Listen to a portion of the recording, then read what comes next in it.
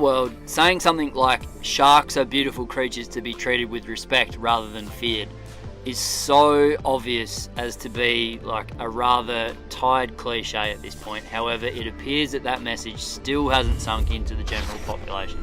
Driving your car and coconuts are more dangerous to the average person than a shark. Join us in this episode as we hoist the sails, share some laughs, all the while anchoring in a sanctuary with some of the world's most stubbornly misunderstood animals.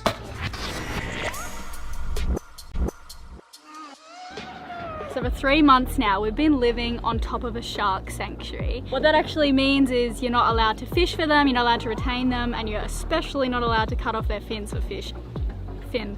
Finfish soup? I'm glad I don't even know the right way to say that. So that means there's a lot more sharks here in the Bahamas than there are in a lot of places. And today we're going to see how many we can attract simply just by putting a few fish heads in the water. And we might even swim with them. You might be thinking, what on earth are you doing feeding them off the back of the boat? But just nearby there's a fillet station where fishermen are throwing in carcasses anyway. So We're not attracting sharks to an area where they aren't already. We're doing it here specifically. Delicious. We are currently living aboard the largest cruise ship in the world, the Wonder of the Seas. One of the biggest perks about living on a ship is that over the next 3 days, we get to explore 3 different countries. Yeah! Hey, we're Stephen, Jess and Hunter, a little family from Australia who are currently living aboard the world's largest cruise ship. This is our final episode of this 3-part series as we show you our daily routine living on this floating city.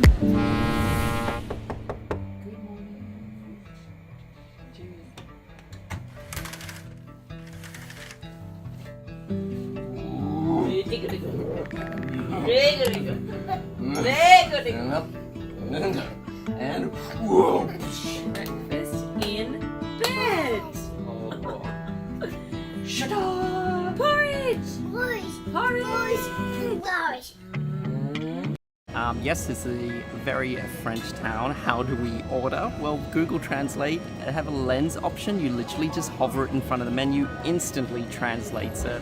Oh, thank you. That looks so good, Steve. Okay, this was a good spot to stop at. At home for birthdays, my dad would always cook us our favourite meal, and mine was always mussels. So for every birthday, I'll get mussels. So whenever I have them, they remind me of my dad, they remind me of my birthday. Cheers. Thank you. Thank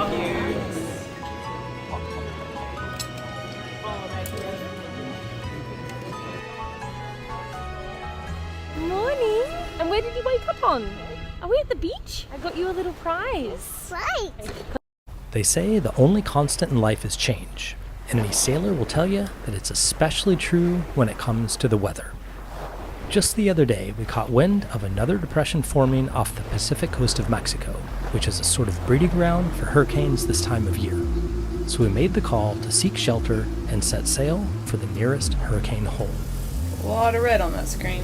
Well, we've been watching this tropical depression start to organize off the coast south, and it did form into a hurricane, and now it's pretty close.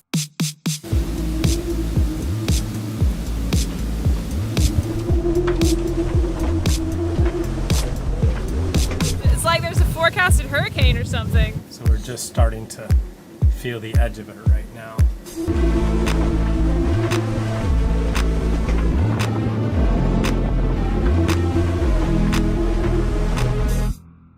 Gonna come too close to the coast, but I guess we'll see.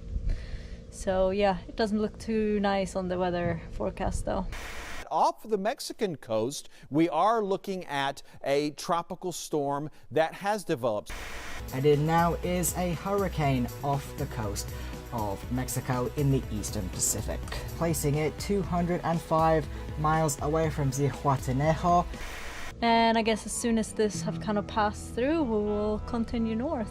So we're just kind of like jumping up. I feel like we're like getting chased by these like named storms up this whole coast really. So not too ideal, but I feel like we've been very lucky so far, and hopefully this one shouldn't be too bad either. We'll see. And so we sat, poised in anticipation of what felt like the eerie quiet before the storm. The question on our minds: just how close would it come? And how much wind would we see here in our little hidey hole?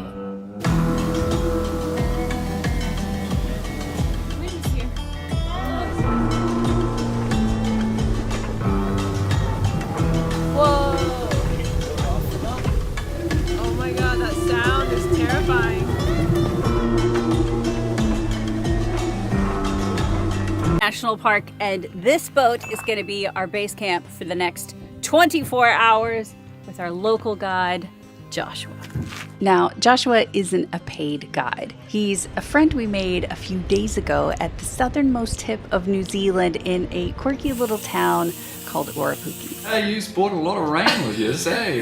He and his wife Eni are fellow sailors, travelers, and explorers who knew we were on a road trip around the South Island and reached out. Now, Eni was out of town, but Joshua was keen to be our local connection and show us his world. Welcome to the Oropuki Tavern, the centre of Oropuki's community on a Wednesday and a Friday night. Which is how we've ended up here. Oh yeah, looking sexy. Looking warm and dry, which is very sexy. This is New Zealand's oldest and largest national park. It covers 1.2 million hectares of mountains, lakes, fjords, and rainforests, which is why it's also the country's most popular tourist attraction. Every summer, hundreds of thousands of people come here to take boat tours and cruises, typically at Doubtful or Milford Sound. But not us. Look at that. It is definitely a day for it. We're at Lake Tianu in the middle of winter, and we're gearing up to venture deep into the North Fjord to an area only accessible by boat. Okay, ready? Yep. Let's go on an adventure. So now it's officially welcome to Fiordland National Park. Where the wilderness is almost unlimited and the weather can be harrowing as it funnels out of the mountains and down the valley. But we have a 24-hour window before the next storm rolls in, and we're taking it. Because while it's not easy to get here, Joshua assures us it's a rewarding place to be.